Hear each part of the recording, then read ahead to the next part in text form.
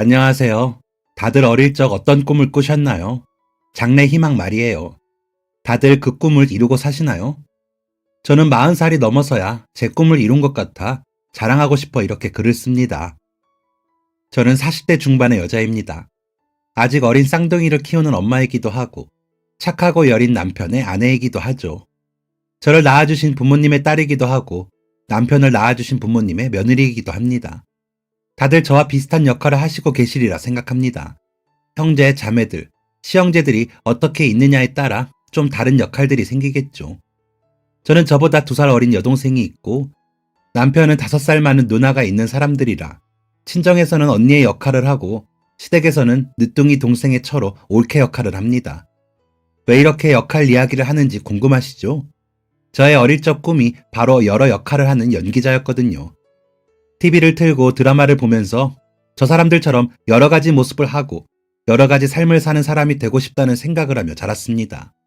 멋지고 예쁜 사람들이 좋은 옷을 입고 화려하게 나오는 모습이 보기 좋았거든요.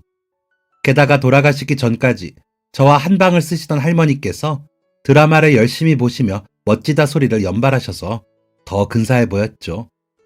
그래서 어른이 되면 꼭 TV 속의 저 사람들처럼 연기를 하는 사람이 될 거라고 다짐을 했습니다. 학교에서 하는 모든 연극제에 나가기도 했고 연극부에서는 항상 핵심 멤버였기에 저는 제 꿈을 향해 열심히 다가가고 있다고 생각했습니다. 하지만 대학 입시를 치르며 모든 연기 관련 학과에 떨어지면서 저의 시련은 시작되었죠. 그저 어릴 적 꿈만 쫓으며 해맑던 저는 하늘이 무너지는 것 같았습니다. 왜 제가 입시에 실패했는지 그 원인을 파악하기보다 그저 학교 탓만 하며 괴로워만 했습니다. 저희 집 형편으로 비싼 입시학원을 보내주시지 못하다 보니 백이 없었다고 그냥 그렇게만 생각했습니다. 저는 그 좌절감에 도취되어 매일 눈물로 세월을 보냈습니다. 세상이 알아주지 못하는 비운의 연기 천재라고 생각했나 봐요. 바보 같았죠. 그러다 같이 입시를 준비하던 친구가 제게 극단에 먼저 들어가는 방법도 있어. 여기 꽤나 유명한 배우들이 거쳐간 극단이래. 가서 무조건 1부터 배워. 라며 알려주더라고요. 극단 모집을 하고 있었거든요. 요즘도 자주 나오는 연기자들이 무대에 오르던 시절에 그곳에서 연기를 하다가 나중에는 영화도 찍고 드라마도 찍으며 유명 배우가 되었다고 하더라고요. 그러면서 알려준 유명인들도 정말 꽤 됐고요. 저도 그렇게 되면 된다는 생각에 저는 그 극단을 찾아갔습니다. 제 연기를 가만히 보시던 극단의 단장님은 조용히 내일부터 나와서 여기 일 좀 돕고 해 라더니 별 말씀 없으시더라고요. 저는 이제 됐다 싶어 얼마나 기뻤는지 모릅니다. 무대에 올라 빛나는 조명을 받으며 연기하는 일만 남았구나 싶어 설레는 마음으로 극단에 나갔습니다. 하지만 저는 무대 연출 보조를 하느라 바빴습니다. 한번 극이 올라갈 때마다 새벽부터 밤 늦게까지 어두운 무대 밖에서 이리저리 뛰며 연기하는 선배들이 빛날 수 있도록 하는 게 제 일이었죠.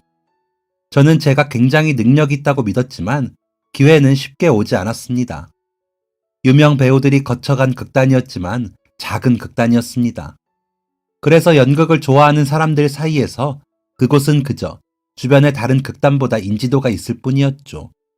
그러면서 더 자주 극을 올릴 수 있을 뿐 어렵기는 다른 극단들과 매한가지였고 저처럼 초짜가 무대에 오르는 일은 없었습니다. 선배들은 너가 막내야? 아이고 잘 보고 배워. 그러다 보면 기회가 올 거야. 라며 위로해줄 뿐 제가 역할을 갖는 것을 돕거나 추천해주진 않았습니다. 그랬기에 열심히 선배들의 무대를 보고 밤 늦게까지 연습하는 게 일상이었죠. 다들 떠난 극단에 남아 저와 비슷한 처지의 동료들과 연습을 하는 그때는 정말 당장이라도 무대에 오를 수 있을 것 같았습니다. 같이 연습하는 동료도 저와 같은 생각으로 열심히 했습니다. 저희끼리 느낌으로는 무대에 오른 선배들보다 나을 때도 있다는 착각을 했죠. 그러면서 서로서로 가깝게 지내게 됐습니다. 밤 늦게까지 연습하다 보면 집에도 못 가고 극단에서 웅크리고 잘 때도 있고 같이 술도 마실 때도 있다 보니 안 친해지려야 안 친해질 수가 없었습니다. 서로에 대해 속속들이 아는 형제보다도 가까운 사이가 됐죠. 그렇게 한 3년을 고생했습니다. 후배들도 생기고 더 이상 무대 연출만 하지도 않았고 분량이 매우 적은 조연이기는 하지만 무대에 오르기도 했습니다. 그러다 저와 동갑인 한 후배가 저보다 더 큰 배역을 맡는 것을 보게 되었습니다. 저보다 인물도 좋았고 연기도 잘했죠. 대학에 다니다가 극단에 들어왔다던 그 후배는 그 후로도 곧잘 제법 큰 역할을 맡아 무대에 올랐습니다. 저는 부하가 치밀어 올랐지만 제가 봐도 그 후배의 발성과 연기가 더 뛰어났기에 단장님께 따지지도 못했습니다. 그저 더 열심히 하다 보면 알아주겠거니 하며 막연한 생각을 가지고 연습에 연습을 했습니다. 하지만 전처럼 집중이 안 되더라고요. 그러다 보니 연기도 늘지 않고 제가 맡은 배역이 너무 초라하게 느껴져 견딜 수 없을 정도가 되었습니다. 당연히 연기는 좋지 못했고 실수가 늘면서 그 다음 작품엔 작은 역할도 맡지 못했습니다. 다시 무대 연출부에서 잡일을 하게 되었습니다. 그런 저에게 아무도 말을 걸지 않았습니다. 차라리 혼을 내거나 쫓아냈으면 제가 정신을 차렸을지도 모르는데 그러지도 않으시더라고요. 세상에 혼자 버려진 것 같았습니다. 집에서는 제 속도 모르고 그 돈도 안 되고 집에도 못 들어오는 일 그만둬라 라고 성하셨고, 동생은 언니 차라리 공채 시험을 봐. 그런 극단에서 역할도 제대로 못 맡으면서 시간만 죽이지 말고 라고 하더라고요. 그래서 동생 말대로 극단 몰래 공채 시험도 보기도 했습니다. 물론 집에도 비밀이었죠. 떨어지면 뭐라고 변명할 말이 없으니까요. 역시나 저는 모든 공채 시험에서 떨어졌습니다. 겨우 작은 극에 작은 배역이나 하던 고졸에게 공채의 벽은 더 높은 거였더라고요. 떨어질 거라고 예상은 했었지만 제 마음속 소용돌이는 걷잡을 수 없을 만큼 커졌습니다. 술도 많이 먹고 무단으로 극단에 출근도 안 했습니다. 피어보지도 못한 제 연기 인생은 다 끝났다고 생각하고 울기만 했습니다. 부모님은 갑자기 나가지도 않고 울기만 하는 제 모습에 놀라셨는지 처음에는 별 말을 안 하시더라고요. 곧 큰 무대도 서고 TV에도 나올 거라며 부모님이 아무리 싫은 소리를 해도 굳건히 극단에 나가던 제가 그러고 있으니 놀라실 만도 하죠. 동생도 매번 깝죽거리며 저를 놀리고는 했었는데 그때는 그러지 않았습니다. 그러길 한 이틀 했나? 한 선배가 집 앞이라고 전화를 주셨습니다. 얼른 나갔죠. 또 선배를 기다리게 할 수는 없었으니까요. 눈도 팅팅 붓고 이틀 동안 술만 마셨기에 꼴은 말이 아니었습니다. 선배는 제 꼴을 보고 별말을 하지 않더니 앞서서 걸어 근처 공원에 가 벤치에 앉더라고요. 저도 말없이 그 선배 뒤를 따라 걸었습니다. 그 선배는 군대를 제대하고 극단에 들어와 저보다 2년 먼저 극단에 있는 사람이었습니다. 지방의 연극영화과를 졸업하고 군대에서도 연기를 했다고 하더라고요. 그 덕에 연예인들과도 친분도 있다고 다른 선배를 통해 듣기도 했기에 그 선배는 언젠가 잘 될 거라고 저희끼리 우러러보기도 했던 선배였습니다. 물론 저와는 크게 접점이 없어 크게 가깝지 않았지만 남자 후배들은 꽤나 따르던 선배였습니다. 성격도 좋고 마음이 여려 어려운 후배들을 잘 도와준다고 하더라고요. 말 그대로 좋은 선배였죠. 그런 선배가 갑자기 저를 찾아와 제 앞에 걷고 있는 그림은 제가 생각해도 좀 이상하게 느껴졌습니다. 하지만 차마 왜 오셨냐고 묻지도 못하고 그저 천천히 선배 뒤를 따라 벤치에 나란히 앉았습니다. 한참을 나무 사이만 보던 선배는 피식 웃더니 술 마셨니? 냄새 많이 난다 하더라고요. 저는 웃지도 않고 그저 작은 목소리로 네 라고만 대답을 했습니다. 그런 저를 보지도 않고 다시 나무 사이를 보던 선배는 너 몇 살이지? 라고 묻기에 22살이요. 곧 23살 돼요. 라고 답을 했더니 고개를 돌려 저를 내려다보는 것 같더라고요. 선배의 시선이 느껴졌지만 저는 여전히 구겨 신고 나온 운동화 발끝만 바라보고 있었습니다. 야, 좋을 때다.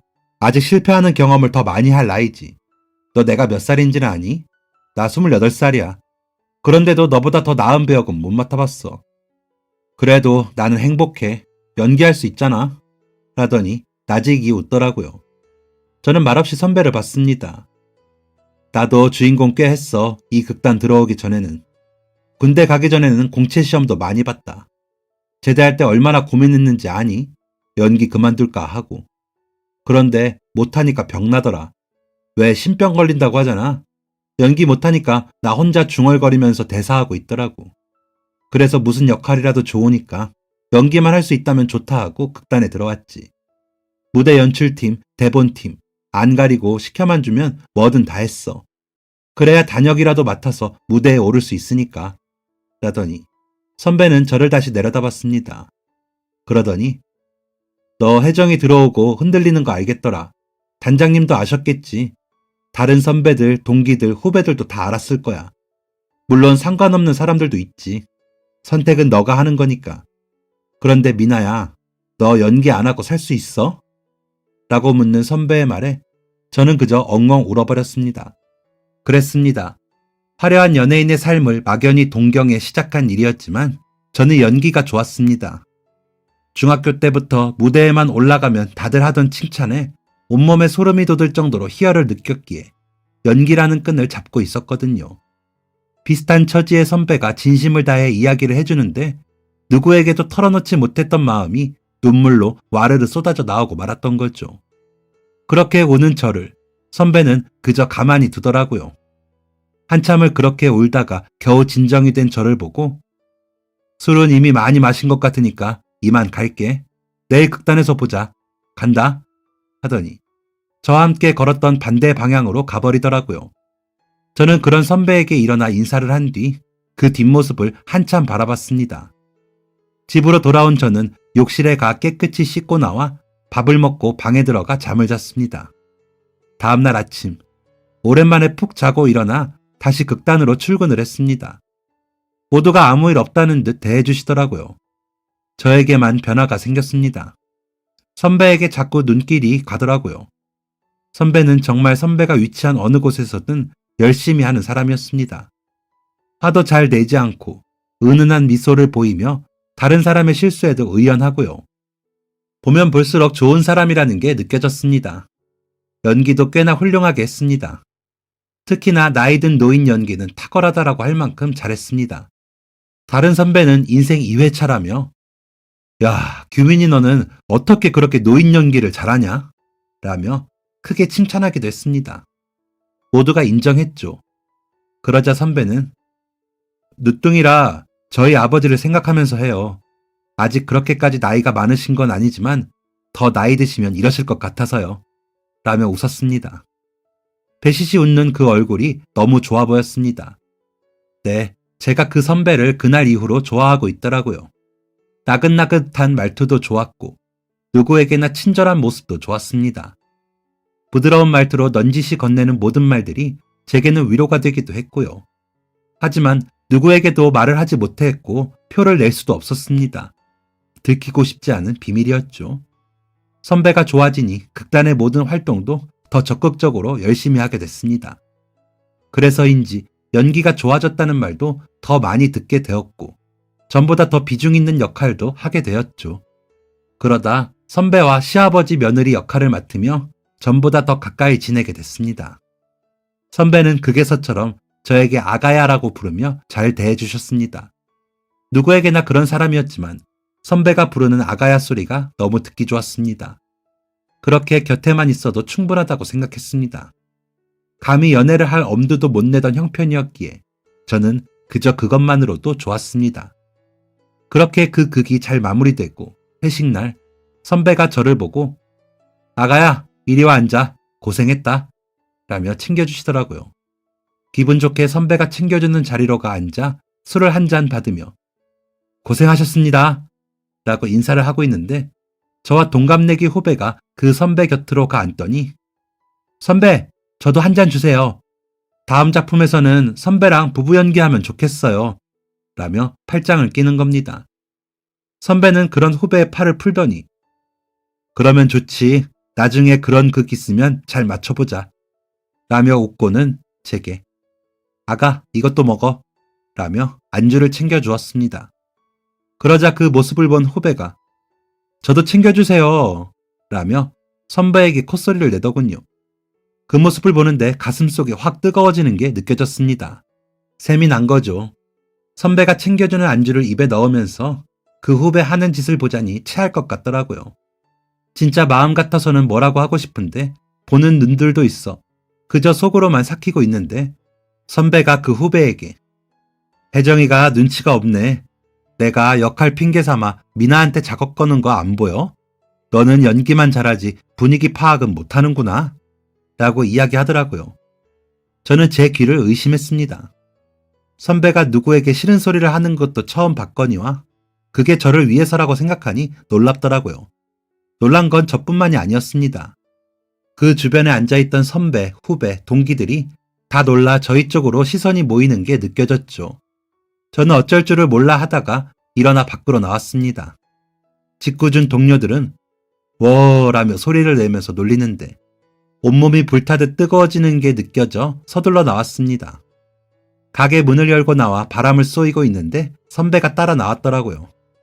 선배를 보자 온몸이 굳어 어떻게 해야 할지 몰라 허둥지둥거리고 있는데 선배가 내가 너무 내 생각만 했지. 미안하다. 그런데 난 솔직하고 싶었어. 라며 웃더라고요. 무슨 용기였는지 한 잔 마신 술 탓이었는지 그런 선배를 바라보며 저도 선배 좋아해요. 라고 해버렸습니다. 그러자 선배는 저를 내려다보더니 알아. 그거 우리 극단 사람들 다 알걸? 근데 내가 먼저 좋아했어. 너만 몰랐지. 라면서 또다시 웃으며 제 머리를 쓰다듬었습니다. 그러고는 제 손을 잡고 다시 회식 장소로 들어가더라고요. 저는 조용히 선배가 잡은 손을 따라 들어가 선배 옆자리에 앉아 술을 마셨습니다. 그런 저희를 극단 동료들은 힐끗거리긴 했지만 더 이상 별말 않고 각자 회식을 즐겼습니다. 한 사람만 빼고요. 혜정 후배는 저희를 계속 주시하더라고요.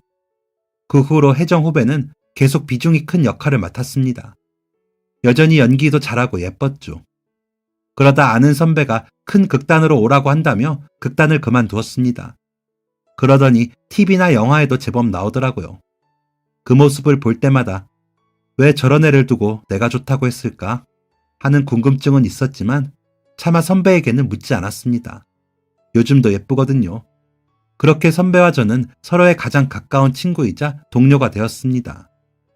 선배는 남자친구가 되고 나서도 여전히 친절했고 부드러운 사람이었습니다. 물론 연기에 대해 평해줄 때는 제법 날카롭게 말해주고는 했지만 그럼에도 세상에서 가장 든든한 제 편이 되어주었습니다. 주변에서는 부러워하는 커플이 되었죠. 그렇게 몇 년을 저희는 극단 생활을 했습니다. 극단은 어려운 탓에 출연료라도 받으라고 저희를 어린이 극단에도 소개해주고 다른 대형 극단에도 소개해 주었습니다. 그러다 보니 뿔뿔이 흩어져 일을 하는 날이 늘어났죠. 수입이 늘었다고 해도 용돈벌이나 겨우 되는 상황이었지만 전보다는 경제 사정이 좋아지기는 했습니다. 그렇게 연차가 쌓이면서 저와 남자친구는 제법 비중 있는 역을 하기도 했습니다. 그럴 때 가족들을 초대해 선보이기도 했고요. 하지만 이렇다 할 결과를 내지는 못했죠. 그러다 보니 부모님의 걱정은 커져갔고 동생보다 사람 구실을 못하는 저를 가족조차도 한심해 하더라고요. 그런 분위기에 휩쓸려 연기를 그만해야 하나 싶었습니다. 아르바이트를 하고는 있었지만 그걸로 부모님이 바라는 사람 구실은 못하는 거였으니까요. 그런데 남자친구는 저보다 더 여유가 있었습니다. 나이도 저보다 6살이 많은데 급하지 않는 건지 한 번도 연기를 포기해야겠다는 소리를 안 하더라고요. 물론 저처럼 여기저기 아르바이트를 했지만 전혀 쫓기는 사람처럼 보이지 않았습니다. 그런 남자친구를 보며 저도 버틸 수 있었던 것 같습니다. 연기가 그저 좋았으니까요. 그러던 찰나에 남자친구 입에서 결혼 이야기가 나왔습니다. 알다시피 내가 늦둥이라 부모님이 연세가 많아. 나도 미나가 아직은 부담스러운 것 아는데 그래도 난 결혼을 미나랑 하고 싶어. 라고 하더라고요. 저도 막연하게 남자친구와 함께라면 행복한 결혼 생활을 할 수 있을 것 같았습니다. 그래서 저희 부모님께 인사를 갔습니다. 결혼 허락받으러 간 거죠. 그런데 부모님은 둘 다 그러고 있으면 뭐 손가락 빨고 살래? 아니, 우리 미나보다 나이도 많다면서 그렇게 현실성이 없어요? 안 돼. 되는 소리를 해야지. 안 돼. 결혼한다더니 어디서 지 같은 사람을 데리고 와? 아휴, 아휴. 라며 반대를 하셨습니다. 생각지도 못하게 너무 큰 산을 만난 저희는 난감했습니다. 그런데도 남자친구는 부모님 입장에서 그러실 수 있지. 미나가 눈치 많이 받겠다. 우리가 더 잘해야지. 라며 제 손을 잡고 웃었습니다. 그런 남자친구를 위해 저는 부모님께 우리 둘이 좋다고 하잖아. 엄마 아빠가 반대해도 난 결혼할 거야. 우리 둘이 이렇게 무대하면서 살면 돼. 여태 내가 보태달라고 한 적 있어? 연기 학원 못 보내줘도 내가 알아서 여기까지 왔잖아. 내 형편, 내 열정 다 이해해주는 사람이야. 이 사람이랑 결혼하면 난 평생 행복할 수 있어. 엄마 아빠는 내 행복보다 다른 게 중요해? 라며 강력하게 나섰습니다. 그리고는 방에 틀어앉아 밥도 안 먹고 시위를 했죠. 부모님은 너가 지금 눈에 뭐가 씌어서 그렇지. 나중에 우리 말이 맞지 할 거다. 라며 제 시위를 본 척도 안 하셨지만 제 시위가 길어지자 결국에는 다시 오라고 해. 너 나중에 왜 안 말렸냐고 우리 원망하지 마라. 하시더니 남자친구에게 얘가 철이 없으면 자네라도 철이 있어야지. 어휴, 그래. 그렇게 좋다니까 살아봐. 살다 보면 다른 일도 하겠지. 라며 허락해 주셨습니다. 그렇게 겨우 부모님 허락을 받고 남자친구 집에 인사를 가면서도 저는 벌써 긴장이 되더라고요. 저희 부모님 같으실 거라고 생각을 했거든요. 저희 부모님께 열심히 살겠습니다. 라고 답한 남자친구는 부모님이 어떤 분들인지 말해주지 않았거든요. 그저 저희 부모님께 허락받은 것만으로 기뻐했습니다. 하지만 저는 남자친구와 원룸에 살아도 지금처럼 곁에서 서로 응원해주고 서로만 있다면 다 상관없었습니다. 밥만 안 굶고 살면 되지 하는 생각도 했습니다. 남자친구 부모님은 저를 굉장히 반기셨습니다. 아버님은 남자친구가 역할을 하면서 했던 노인 분장과 닮아 익숙하기까지 했죠. 어머님은 제 손을 덥석 잡으시더니 아이고, 우리 전에도 봤죠, 극장에서? 이렇게 분장 안 하고 있으니까 더 예쁘네. 라면서 반겨주셨습니다. 남자친구는 그런 부모님과 저를 번갈아 보며 배시시 웃더니 우리 부모님 이제 소원 풀었지? 우리 미나한테 고마워해요. 미나 아니면 난 결혼 생각도 안 했어. 알죠? 라면서 너스레를 떨더라고요. 그렇게 남자친구 부모님께 인사를 드리고 상견례 날짜를 잡고는 결혼은 일사천리로 진행됐습니다. 식은 저희가 처음 만난 극단의 극장에서 치렀고 음식은 양가 어머님들이 준비를 해주신 걸 무대 위에서 먹었습니다.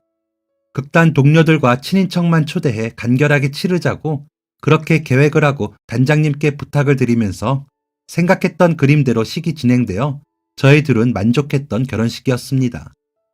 식을 진행하며 찍은 결혼식 사진이 전부였고 예물 예단 없이 서로 반지만 나누어 꼈습니다. 집은 남자친구네 집 옥탑에서 지내기로 했고 혼수는 방에 냉장고만 하고 말았습니다. 그마저도 극단 동료들이 돈을 모아 사주었고요. 친정 부모님은 너무 아무것도 없이 시집을 보낸다며 급할 때 쓰라며 2천만 원이 든 통장을 주시면서 우셨습니다. 아무래도 부모님이 생각하시는 결혼은 아니었는지 걱정이 많으셨죠. 하지만 시부모님들은 다르셨습니다. 그냥 저를 있는 그대로 받아주시더라고요. 어떻게 남편이 그렇게 선하고 순한 성품을 가질 수 있게 됐는지 알겠더라고요. 신혼여행도 없이 옥탑에서 첫날 밤을 보내고 피곤했는지 늦잠을 잤습니다. 한 12시쯤 일어나 부랴부랴 내려갔죠. 아무래도 새댁이다 보니 눈치가 보이잖아요. 그런 저를 보시고 저희 어머님이 하신 첫 마디는 음식 뭐 좋아하니? 뭘 하려다가 뭘 좋아할지 몰라서 그냥 내가 좋아하는 거 했어. 수제비 좋아하니? 내가 김치 잘 담그거든. 너 이제 내가 담근 김치 먹으면 다른 김치 못 먹는다. 규민이는 더 잔다던? 이라고 하셨습니다. 그러시더니 미리 끓인 육수에 수제비를 퐁덩퐁덩 띄우시면서 콧노래를 부르셨죠. 저에게는 거실에 앉아 TV나 보라면서요.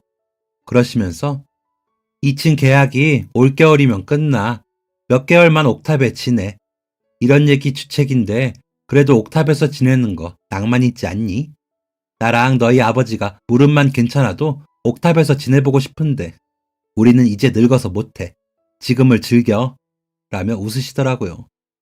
그 웃음이 남편과 너무 닮아 놀랐습니다. 그 후로 어머님은 정말 저를 딸 대하듯 해주셨습니다. 늦게 와도 밥 먹었냐고 물으시고 빨래라도 제가 하려고 하면 아이고 그냥 둬. 이런 거는 내일이야. 하고 싶으면 너네 분가해서 해. 라며 손도 못 대게 하셨고요. 극단이 쉬는 날에는 마당에서 바베큐 파티를 열어주시고는 했습니다. 제가 고기 좋아한다고 했거든요. 어머님과 아버님은 해산물 종류를 좋아하시면서 며느리 먹이겠다고 종류별로 고기를 해주셨습니다. 저희 친정 엄마보다도 저에 대해 더 잘 알고 계셨고 더 저를 살피셨습니다. 미나야 하면서 제 이름을 부르실 때는 제가 뭘 좋아하는지를 몰라 물어보실 때였습니다. 그런 시부모님이 너무 좋아서 친정 부모님께 가서도 나는 우리 어머님이랑 아버님 없으면 못 살 것 같아. 어제는 아버님이 나 좋아한다고 일부러 멀리 가셔서 막 잡은 한우 사오신 거 있지? 고기도 잘 안 드시면서 라며 철없이 자랑하고는 했습니다. 부모님은 처음에는 야, 그 집에서 너한테 왜 잘해주겠니? 다 자기 아들 모자란 거 덮어주려고 그러지 라고 하셨는데 점점 그런 시부모님께 고마워하시더니 남편에게도 마음을 여시더라고요. 제가 결혼하고 2년이 흐르고 동생이 결혼을 했는데 그쪽에서 반대도 심했고 시집살이도 심해 1년도 못 살고 이혼을 했거든요. 그러다 보니 저희 시부모님을 더 고마워하시더라고요. 다행히 동생은 이혼 후 1년 정도 있다가 좋은 사람과 재혼을 했는데 지금까지 잘 살고요. 저 결혼할 때 동생이 조건도 안 보고 그렇게 결혼하면 나중에 급이 달라진다며 무시하기도 했는데 지금은 형부 귀한 줄 알더라고요. 결혼하고 4년 뒤에 저는 쌍둥이를 임신했습니다. 시부모님께서는 한 번에 둘이나 손주들을 안겨줘서 고맙다며 우셨습니다. 친정 부모님께서도 잘했다 하셨고 동생은 부러워했죠. 워낙 아이들을 좋아해 아이를 많이 낳고 싶다고 할 때였거든요. 하지만 단 한 사람, 저희에게 부모가 둘 다 무대에 서는 직업을 가졌는데 현실적으로 아이를 낳는 게 맞니? 좀 돌아봐. 부모님도 점점 나이 드시는데 언제까지 신세질래? 라며 팩트 폭격을 가하는 사람이 있었습니다. 바로 저희 시누이였죠. 형님은 어릴 적부터 공부도 잘하셨고 회사도 좋은 곳에 다니셨습니다. 물론 시집도 잘 가셨죠. 형님 남편인 심해부도 능력이 좋으시고 성품도 좋으신 분이셨습니다. 형님은 일하는 아주머니를 두고 아이들을 키우시면서 승진도 계속 하셨고 조카들도 영리해 공부를 잘한다고 하더라고요. 나쁘시지는 않는데 매사에 냉정하게 말씀하셔서 좀 두려워하는 존재이기도 했고요. 하지만 그러시면서 저희를 은근히 챙기시는 분이었기에 싫지는 않았습니다. 저희 어머님이 가끔 미나야, 저번에 내가 너 서운하게 했니? 하고 물으실 때가 있었는데 저는 기억이 안 나. 아니요, 왜요? 어머니, 저 뭐 잘못했어요? 라고 오히려 여쭈어 보면 아니, 규선이가 며느리한테 그러면 신뢰라면서 뭐라 하더라? 너가 성격이 좋고 안 꼬여서 그런 거라고 라고 하실 때가 있었거든요. 혹시나 저희 어머님, 아버님과 지내면서 시집살이나 당하진 않을까 살피셨던 거죠. 그런 걸 알고 나니 가끔 날카롭게 현실에 대해 이야기하셔도 그러려니 하면서 오히려 저희 주변을 살피게 되고는 했습니다. 하지만 저희 아이들이 찾아왔을 때는 좀 서운하더라고요. 그래도 찾아온 생명인데 그렇게 말씀하시는 게요. 물론 시부모님이 곁에서 그 이야기 들으시고 얘, 내 손주 내가 보는 게 왜 고생이니? 우린 좋다. 너가 우리한테 너희 애들 안 맡겨서 그렇지. 너 아기 낳았을 때도 우리 애 보고 싶었어. 노인네 둘이서 애들 보면서 지내면 시간도 잘 가고 좋지. 라며 저희 편을 들어주셨습니다. 하지만 형님의 말이 틀린 말은 아니었기에 실질적인 경제활동이 필요했습니다. 남편도 저와 같은 생각이었고요. 그래서 저희는 극단을 그만두었습니다. 저는 하던 아르바이트들을 계속하면서 출산 이후에 할 수 있는 일들을 찾기 시작했죠. 남편은 여기 학원의 강사로 취직을 했고 학교 방과 후 수업 강사로 3군데 학교에 나가게 되면서 수입을 늘렸습니다. 태어날 아이들을 위해 부모가 제법 그럴듯한 직업과 수입원이 있어야 하는 게 맞는 건데 그제야 그렇게 하고 나니 시부모님께 너무 죄송하더라고요. 정말 저희 용돈만 하면서 지냈거든요. 그저 괜찮다고 하신다고 저희는 그 말만 믿고 방만했던 거죠. 뒤늦게 부끄러웠습니다. 저는 저대로 아르바이트를 열심히 했지만 아이들이 태어난 후가 걱정이었습니다. 남편은 그런 저에게 미나야, 그런 걱정을 왜 해? 너는 아이들 잘 키우면 되지. 어머니도 자신 있다고 하시지만 애 둘을 한 번에 키우시는 건 힘들어. 일단 애들 키우는 일만 생각하자 라며 다독여 주더라고요. 한 번도 집에서 살림할 생각은 안 해봤는데 남편의 말을 듣고 저는 더 깊은 고민에 빠졌습니다. 그러자 배는 부르고 아르바이트도 못하게 되어 집에 있게 되었죠. 그러다 보니 기운이 없고 기분이 우울해지더라고요. 그런 저의 손을 잡고 아버님은 산책도 시켜주시고 어머님은 맛있는 음식을 해주셨습니다. 형님은 애들 태어나면 진짜 여행 가기 힘들어. 둘이 신혼여행도 못 갔잖아. 제주도라도 다녀와. 라며 여행도 보내주셨습니다. 그러다 보니 어느새 아이들은 태어났고 두 아이들을 키우느라 정신이 없더라고요. 아들은 순한 편인데 딸이 예민해 어찌나 애를 먹이는지 고생을 좀 했습니다. 시부모님이랑 한 집에 안 살았으면 저는 매일 애들 붙들고 울었을 겁니다. 아이들은 시부모님의 보살핌으로 착하고 예쁘게 잘 자라줬습니다. 저는 그저 곁에서 거들기만 했죠. 그런데도 저희 시부모님은 애엄마가 야무져서 쌍둥이라도 얼마나 잘 키우는지 몰라. 애들이 너무 예뻐서 내가 눈을 뗄 수가 없어. 라며 주변에 자랑하시기 바쁘셨습니다. 아이들이 자라 5살이 되고 유치원에 보내고 조금 여유가 생기더군요. 아이들 등원시키고 차 한 잔 마실 여유도 생겨 어머님 아버님과 수다도 떨 수 있게 됐고요. 그때도 아버님은 여전히 제 손을 잡고 조용히 나가 고기도 먹이시고 산책도 하시곤 하셨습니다. 그런 아버님이 갑자기 호흡이 가빠지시고 한번 누우면 일어나시지를 못하셨습니다. 주무시는 것도 그냥 주무신다는 느낌보다는 기절하는 것처럼 보일 만큼요. 남편에게 이야기해 큰 병원에 예약을 하고 아버님 검사를 받기로 했습니다. 이전 검진에서 별 이상이 없었기에 제발 병이 아니길 바랐습니다. 하지만 아버님의 안색이 이미 좋지 않았기에 어느 정도 각오는 했죠. 검사 결과 아버님 폐에서 암세포가 보인다고 하시더라고요. 하지만 연세가 80세가 넘으셨기에 섣부른 수술보다는 일단 치료를 하고 덩어리가 작아지면 수술을 하자 하시더라고요. 일단 입원을 하신 아버님을 어머님과 제가 번갈아가며 병수발을 했습니다. 아이들을 돌볼 사람이 한 명은 필요했기에 그럴 수밖에 없었죠. 병원비는 형님이 내셨고 저희 힘들면 간병인도 붙여주신다고 하셨지만 저나 어머니나 그러고 싶지 않아 아버님 곁을 지켰습니다. 그러다 그날은 이상하게 아버님이 상태가 확 좋아지셨어요. 아버님, 이렇게 좋아지면 나랑 산책 가서 고기 먹고 와도 되겠다. 라며 좋아했더니 아버님이 우리 며느리 고기 먹고 싶구나. 내가 얼른 일어나서 고기 사줄게. 라고 웃으셨습니다. 그러고는 어머님이 오시고 저는 아이들 하원시키러 갔습니다. 아이들을 하원시키고 오늘은 할아버지가 좀 더 건강하셨어. 할아버지 보고 싶지? 조금만 참아. 하며 말하고 있는데 어머님께 전화가 오더라고요. 흐느끼시면서 아버지 가셨다. 가셨어? 라고 하시는데 믿기지가 않더라고요. 분명히 좋아지셨고 저와 이야기도 나누셨는데 1시간도 안 된 시간에 이게 무슨 일인가 싶더라고요. 나중에 들어보니 제가 가고 아버님이 갑자기 의식이 사라지셨고 저희 어머님 손을 잡고 돌아가셨다고 하시더라고요. 워낙 사이가 좋으신 분들이라 큰 소리 난 적도 없을 정도였는데 아버님이 돌아가시고 어머님이 충격이 크신 것 같았습니다. 당연히 그러셨겠죠. 저도 충격이 컸는데요.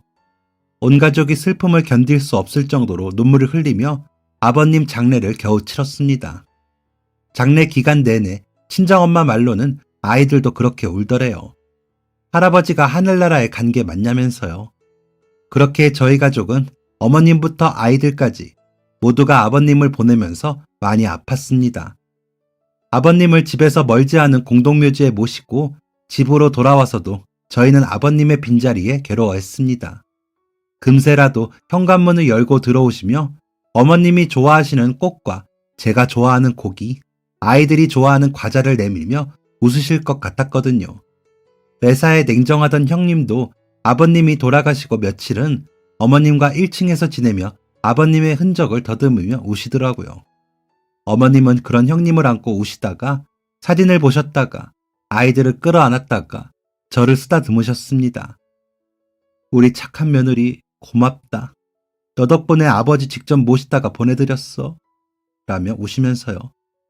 그런 시간들은 빈도수가 줄긴 했어도 꽤 오랜 시간 지속됐습니다. 남편은 출근을 하면서 어머님 방해가 인사를 전보다 더 꼼꼼히 했습니다. 어머님이 점점 말수도 없어지시고 전처럼 잘 웃지 않으셨거든요. 그나마 저와 아이들을 보면 웃으셨는데 잠깐이라도 혼자 계시면 멍하게 계실 때가 많았습니다. 그러던 어느 날 아이들을 하원시키고 집에 돌아왔더니 어머니가 부엌에서 음식을 하시고 계시더라고요. 여느 때와 마찬가지로 아이들을 반기시더니 저에게 아버지한테 전화 좀 해봐라. 이 양반이 아무리 전화를 해도 안 받으시네? 라고 하시는 겁니다. 깜짝 놀라 어머니, 아버님이 전화를 어떻게 받아요? 라고 되묻자 왜 못 받아? 어디 가신다던? 나한테 그런 말 없으셨는데? 라는 어머님의 표정은 정말 모르겠다는 표정이셨습니다. 곁에서 듣던 아들이 할머니, 할아버지는 하늘나라에 갔는데 전화를 어떻게 받아? 하고 물으니 어머님은 예끼, 그런 말 하면 못 써! 라며 아이를 나무라시더라고요. 그런 어머님을 보는데 문제가 생겼구나 싶더라고요. 그날 저녁 형님과 시매부를 오시라고 했습니다. 제게 말을 전해들은 남편이 어머니께 엄마, 오늘이 몇 월 며칠이야? 라고 물으니 글쎄, 모르겠어. 그나저나 너희 아버지는 왜 안 오시니? 라고 하시더라고요. 그러자 형님이 엄마 이름이 뭐야? 라고 물었는데 어머니는 내 이름? 뭐지? 하시더라고요. 모두들 놀라 어머님이 하시는 행동을 보기만 했습니다. 어머님은 갑자기 장롱을 열더니 이불을 다 꺼내셨다가 부엌에 가 쪼그려 앉으시더라고요. 갑작스럽게 어머님의 행동이 이상해졌기에 저희는 더 놀랄 수밖에 없었습니다. 서둘러 병원을 예약했습니다. 형님 친구분 병원이 꽤나 유명한 곳이 있다고 해 부탁을 드려 빠른 날짜에 예약을 할 수 있었습니다. 여러 검사 결과 어머님은 우울증으로 인한 기억의 혼선으로 아버님이 돌아가신 걸 기점으로 기억이 손실되신 거라고 하시더라고요. 오래되면 치매로 이어질 수는 있지만 아직 초기이기에 약을 병행하는 치료를 통해 회복을 할 수 있다는 희망적인 말씀을 하셨습니다. 치료 초기에는 어머님의 행동이 점점 퇴화되어 어린애 같아지셨다가 갑자기 무기력해지셨다가 하면서 갈피를 잡을 수 없더라고요. 그래서 불같이 화도 내셨다가 아버님이 왜 오지 않으시냐면서 우기시기를 반복하셨죠. 어떤 때는 아가씨처럼 구실 때도 있고요. 그런 어머님을 보자니 연극 무대가 떠올랐습니다. 한 여자의 일생이 빠르게 흘러가는 게 보였거든요. 그러다가 아이디어가 떠올랐죠. 어머님을 모시고 병원에 가서 선생님께도 여쭈어 보기도 했고요. 혹시나 어머님께 혼란을 드리면 안 되잖아요. 그러고 나서 남편에게도 말을 했습니다. 우리 연극 한 편 하자. 라고요. 일종의 역할 치료라고도 하시더라고요. 의사 선생님께서도요.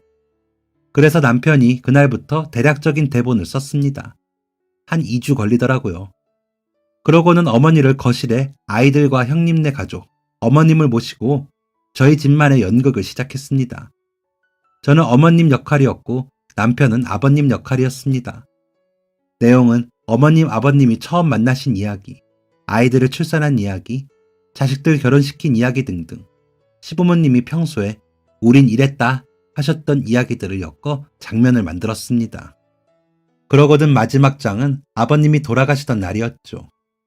남편이 노인 분장을 하고 아버님 역할을 할 때는 저도 모르게 눈물이 나려고 하더라고요. 그래서 아버님이 돌아가시는 장면에서는 저도 모르게 펑펑 울고 말았습니다. 남편은 눈물을 흘리면서도 마지막 대사를 하더라고요.